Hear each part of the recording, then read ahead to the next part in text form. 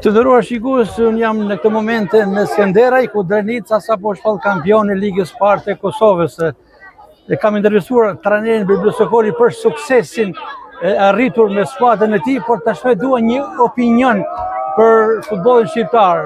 Mbrëmjen e së hënës luhet finalja e madhe në Shqipëri, Vllaznia Egnatia. Biblo Sokoli si një analist i mirëfillt i futbollit, si e parashikon? Është vështirë me parashiku një fitues në këtë finale, por jam i sigurt që në këtë finale do të fitojë ekipi i cili e don fitoren kupën më shumë.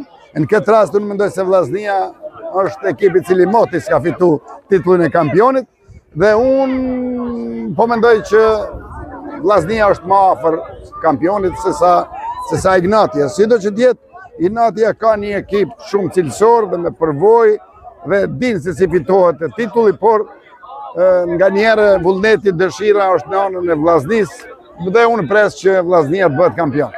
Sipas informacionit, stadiumi Arena Kombëtare do të jetë i tërë i kuqe blu, me një kapacitet të plotë, edhe nga Egnatia do të ketë, po do të dominoj tifozëria shkodrane. Unë mendoj që kur është në pyetje tifozëria, Shkodra është e njoftun shumë herët me shumë tradit dhe mu për këtë arsye unë në këtë moment mendoj që Vllaznia është më afër.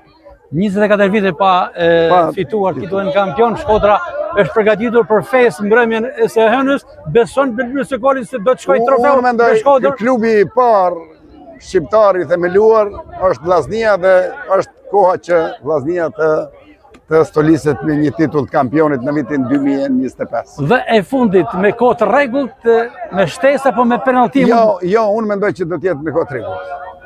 Faleminderit shumë, Biblo Sokoli. Nuk jam prognozues shumë i mirë, por tash si tifoz.